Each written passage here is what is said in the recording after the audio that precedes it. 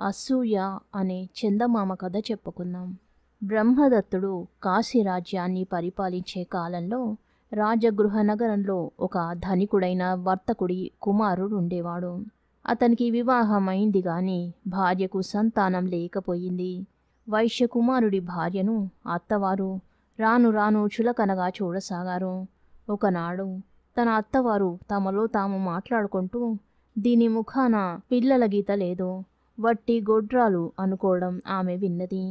పోయిన గౌరవం తిరిగి తెచ్చుకోవడానికి ఆమె తన అత్తవారితో తాను గర్భవతిగా ఉన్నట్టు చెప్పేసింది. తరువాత ఆమె తన పరిచారికనడిగి గర్భిణీ స్త్రీల లక్షణాలు తెలుసుకొని వేవీళ్లు నటిస్తూ తినడానికి పుల్లటి పదార్థాలు, విడ్డూరమైన పదార్థాలు కోరసాగింది. నడుముకు గుడ్డలు చుట్టుకుని కడుపు పెరుగుతున్నట్టు ప్రదర్శించింది. ఇదంతా చూసి అత్తవారు తమ కోడలికి నిజంగా గర్భమేననుకుని ఆనాటి నుంచి ఆమెను చాలా ఆదరాభిమానాలతో చూడనారంభించారు. కొన్ని మాసాలు గడిచాక ఆమె తన భర్తతో పురుడు పోసుకోవడానికి నన్ను మా పుట్టింటికి పంపండి అన్నది.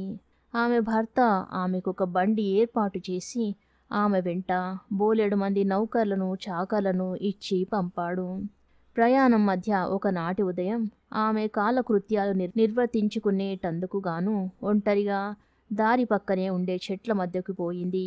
అప్పుడు ఒక జువ్వి చెట్టు కింద ఆమెకు పొత్తిళ్లలో ఉన్న ఒక అందమైన మగ శిశువు కనిపించాడు. కొద్ది గడియల క్రితమే ఆ దారిగా ఒక బిడారు వెళ్ళింది. ఆ బిడారు వెంట ఉండిన ఒక పేద స్త్రీ ఈ చెట్టు కిందనే ఆ బిడ్డను ప్రసవించి పెంచి పోషించలేని కారణం చేత అక్కడే వదిలి ముందుకు సాగిపోయింది. ఆ శిశువే బోధిసత్వుడు. బంగారు శరీరఛాయతో వెలిగిపోయే ఆ బిడ్డను చూడగానే వైశ్య స్త్రీకి పరమానందం కలిగింది. ఆమె తన పరిచారికను కేక వేసి పిలిచి బిడ్డను చూపి, ఈ బిడ్డ నాకు పుట్టిన బిడ్డే అంటాను, నువ్వు నాకు పురుడు పోసినట్టు అందరితోనూ చెప్పు అన్నది. తరువాత ఆమె తన నడుము చుట్టుకున్న గుడ్డలన్నీ తీసి పారేసి బిడ్డను ఎత్తుకొని బండి వద్దకు తిరిగి వచ్చింది. అది ఆమె కనిన బిడ్డేనని అందరూ నమ్మారు. తాను బయలుదేరిన పని దారిలోనే అయిపోయింది గనక వైశ్యుల కోడలు తిరుగు ప్రయాణం చేసి అత్తవారింటికి వచ్చేసింది. అందరూ సంతోషించారు. పిల్లవాడికి నిగ్రోధ కుమారుడని పేరు పెట్టి అల్లారు ముద్దుగా పెంచసాగారు. నిగ్రోధ కుమారుడు పుట్టినరోజునే రాజగృహ నగరంలో మరొక వర్తకుడికి శాకా కుమారుడనేవాడు, ఒక దర్జీవాడికి పుత్రికుడనే పిల్లవాడు కలిగారు. ఆ కారణం చేత ఆ ముగ్గురు పిల్లలను ఒకచోటే ఉంచి జాగ్రత్తగా పెంచారు. చదువుకొనడానికి వెళ్ళేటప్పుడు కూడా ముగ్గురు కలిసే బయలుదేరి తక్షశిలకు వెళ్ళి అక్కడ చదువు పూర్తి చేశారు. అక్కడ ఉన్నంతకాలము పుత్రికుడి ఖర్చులన్నీ నిగ్రోధుడే భరించాడు. తక్షశిలలో చదువు పూర్తి కాగానే వారు తమ గురువు వద్ద సెలవు పుచ్చుకొని దేశం చూస్తూ కాలినడకను ప్రయాణం సాగించి కొంతకాలానికి కాశీనగరం చేరారు. వారు నగరం ప్రవేశించే లోపుగా పొద్దవుకింది. ఆ రాత్రికి వారు ఒక ఆలయ సమీపంలో ఉన్న ఒక చెట్టు కింద పడుకొని నిద్రపోయారు. పుత్రికుడు తూర్పు తెల్లవారక ముందే లేచి ఇంకా నిద్రపోతున్న నిగ్రోధుడి కాళ్ళు ఒత్తనారంభించాడు. ఆ సమయంలో ఒక చిత్రం జరిగింది. అదే చెట్టు కొమ్మల్లో 2 కోళ్లు కూర్చుని ఉన్నాయి. వాటిలో పై కొమ్మ మీద కూర్చుని ఉన్న కోడి కింది కొమ్మ మీద ఉన్న దానిపై రెట్టవేసింది. రెండవ కోడికి ఆగ్రహం వచ్చి, నీకింత పొగరా, నేనెవరో తెలుసుకోకుండా ఇంత అవమానం చేస్తావా? నేను అన్ని కోళ్ల లాంటి దాన్ని కాను తెలుసా? నన్ను తిన్నవాడు 10,000 వరహాలు సంపాదిస్తాడు, ఏమనుకున్నావు అని ప్రగల్భాలు పలికింది. దానికి పైకొమ్మ మీద ఉన్న కోడి, నేను కూడా సామాన్యమైన కోడిని కానులే, నా కొవ్వు తిన్నవాడు రాజవుతాడు, నా గుండెకాయ తిన్నవాడు సేనాపతి అవుతాడు, నా ఎముకల మీది మాంసం తిన్నవాడు కోశాధిపతి అవుతాడు అన్నది. ఈ మాటలు విని పుత్రికుడు చెట్టెక్కి పై కొమ్మ మీద ఉండిన కోడిని పట్టుకుని చంపి వండాడు. తన మిత్రులిద్దరూ లేచాక వారిలో నిగ్రోధుడికి కోడి కొవ్వు, శాకుడికి గుండెకాయ పెట్టి తాను ఎముకల మీది మాంసం తిన్నాడు.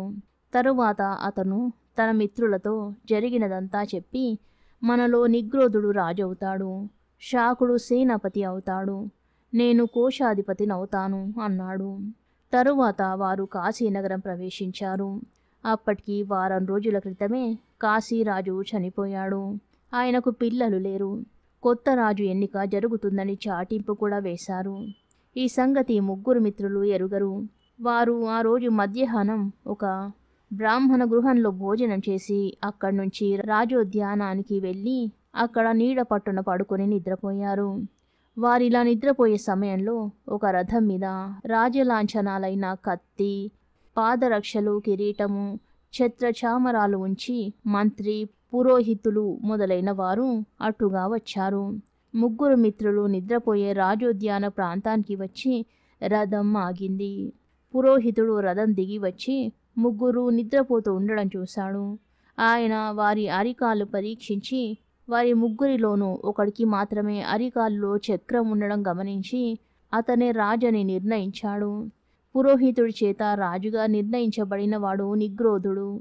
ఈ విధంగా నిర్ణయించిన వాడై పురోహితుడు బాజా భజంత్రీలను మంగళవాద్యాలను చేయమని ఉత్తర్వునిచ్చాడు. ఆ చప్పుడుకు ముగ్గురు మిత్రులు లేచి కూర్చున్నారు. వారికి చుట్టూ ఉన్న జనసమూహం కనిపించింది. తాను కాశీ నగరానికి రాజుగా ఎన్నికైనట్టు నిగ్రోధుడు తెలుసుకున్నాడు. వెంటనే అతను శాకుణ్ణి సేనాపతిగా నియమించాడు. ఈ సంఘటన జరిగిన వెంటనే నిగ్రోధుడు శాకుడితో, మనం ఇక్కడ పెద్ద పదవులు సంపాదించాము గనక మన తల్లిదండ్రులు ఇక్కడికి వస్తే మనతో పాటు సుఖంగా ఉండవచ్చు. నువ్వు వెళ్ళి మన ముగ్గురి తల్లిదండ్రులను తీసుకువస్తావా అని అడిగాడు. ఇటువంటి పనికి నేనా వెళ్ళడం? నా గౌరవానికి తగదు, నేను వెళ్ళను అన్నాడు శాకుడు. అందుచేత నిగ్రోధుడు ఈ పనికి పోత్రికుడిని నియమించాడు. పోత్రికుడు బయలుదేరి రాజగృహ నగరానికి వెళ్ళాడు గాని అతని వెంట రావడానికి ఎవరి తల్లిదండ్రులు ఒప్పుకోలేదు. మాకిక్కడే సుఖంగా ఉన్నది అని వారు చెప్పారు. పోత్రికుడు తిరుగు ప్రయాణం చేసి కాశీనగరం చేరుకుని భోజనం చేసి విశ్రాంతి తీసుకుందామనే ఉద్దేశంతో శాకుడి ఇంటికి వెళ్ళాడు. నేను శాకుడి మిత్రుణ్ణి, నేను వచ్చినట్టు అతనితో చెప్పండి అని వాకిట్లో ఉన్న నౌకరుతో అన్నాడు. పోత్రికుడు తన మిత్రుడినని చెప్పుకున్నట్టు వినగానే శాకుడికి మండిపోయింది. కోడి కొవ్వు తనకివ్వక నిగ్రోధుడికి ఇచ్చినందుకు పోత్రికుడి మీద అతనికి చాలా రోజులుగా కచ్చగా ఉన్నది. ఆ వెధవను చితకదన్ని బయటికి గెంటెయ్యండి అని అతను నౌకర్లతో చెప్పాడు. వాళ్ళు ఆ ప్రకారమే చేశారు. తీరా పోత్రికుడిని కొట్టించాక వాడు వెళ్ళి తన మీద నిగ్రోధుడికి ఫిర్యాదు చేస్తాడేమోనని శాకుడికి భయం పట్టుకున్నది. అందుచేత అతడు వెంటనే నిగ్రోధుడి దగ్గరికి బయలుదేరాడు. తాను ఎదురుగా ఉండగా తన మీద ఫిర్యాదు చెయ్యడానికి పోత్రికుడు జంకుతాడని అతని ఉద్దేశం. కానీ శాకుడు వెళ్ళేసరికి పోత్రికుడు కూడా రాజు వద్దకు రానే వచ్చాడు. శాకుడు వింటుండగానే పోత్రికుడు జరిగిన సంగతి నిగ్రోధుడితో చెప్పాడు. శాకుడిపైన నిగ్రోధుడికి పట్టరాని ఆగ్రహం వచ్చింది. పోత్రికుడు స్వార్థం లేనివాడు. నువ్వు అతనికి జన్మలో ఏ మాత్రము మేలు చెయ్యకపోయినా అతను నిన్ను సేనాపతిని చెయ్యాలని కోడి గుండెకాయ నీకిచ్చాడు. దానికి నువ్వు కృతజ్ఞత చూపకపోగా అతన్ని అకారణంగా నీ నౌకర్ల చేత కొట్టించావు. నీ వంటి కృతజ్ఞుడు సేనాపతిగా ఉండదగడు. నిన్ను ఆ పదవి నుంచి తొలగిస్తున్నాను అన్నాడు నిగ్రోధుడు. పోత్రికుడు అడ్డుపడి, మిత్రమా, మన ముగ్గురము బాల్య స్నేహితులం. ఒకరి తప్పులు ఒకరు సహించడం మన ధర్మం. ఇతనిని సేనాపతిగా ఉండని అని ప్రాధేయపడ్డాడు.